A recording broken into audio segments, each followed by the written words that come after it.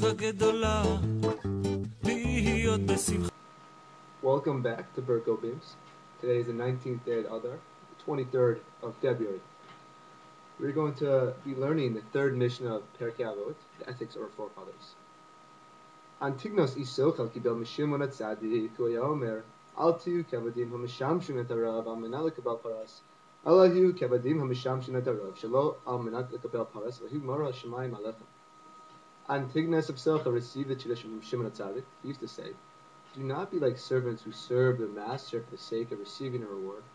Rather be like servants who serve their master without a reward in mind. Let the fear of heaven be upon you." So, after reading this Mishnah, we understand that there is a higher level of Avot Hashem and gratitude to Hashem.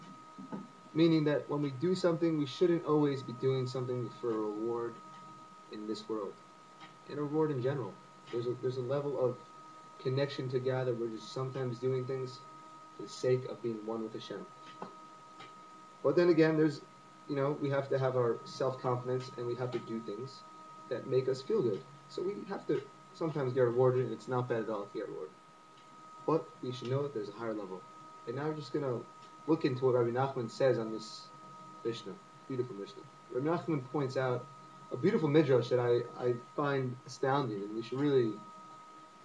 Let's listen to this one. Rabbi Nachman, at the end of his life, Moses pleaded with Hashem to change the decree forbidding him to enter the Holy Land. He asked God to grant him the permission he sought as a gift from the treasury of unearned gifts. That is, from the treasury reserved for those who plead, for those who had not earned a reward. Moses' words, "I pleaded," that chanan to God, refer to the treasury of unearned gifts. So we understand that Moshe, he pleaded from these, at chanan, when we read that in the Parsha, we see that it was such a deep prayer. But he prayed so many times, and Hashem still wouldn't let him into the land of Eretz Yisrael. So Rashi points out something very interesting on the word Vetchana. Rashi probes deeply into the meaning of the word Vetchana, I pleaded.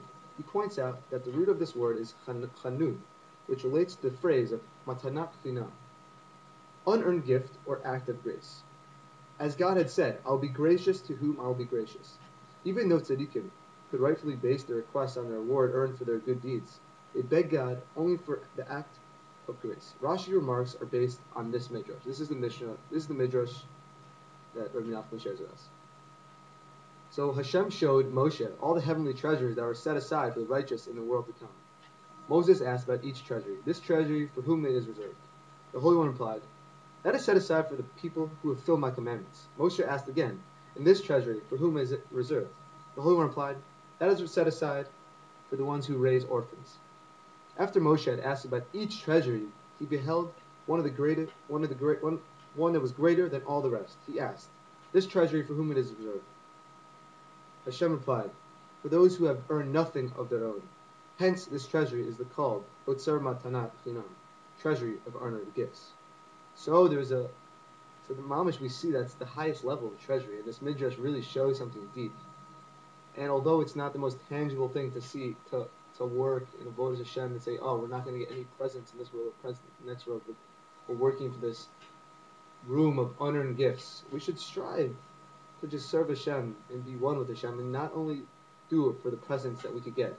We should have Yiras Shamayim, and we should have love of Hashem, Avot. With that together, we'll strive to get this high level of treasure. I'd like to share another beautiful insight that Rabbi Nachman points out on this third Mishnah. He says, some people seek instant gratification. They wish to fill their bellies with the fruits of physical lust and rewards in this world.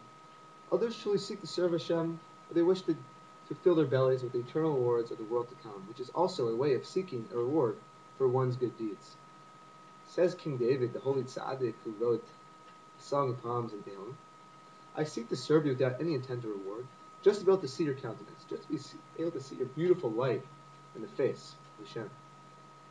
So mamish, I know it's a level that this King David is showing us, this deep, deep level, and this level that really is, at first it seems like intangible. We can't get to this level of just seeking Hashem's gratefulness and just wanting to see His face and not for any other reward.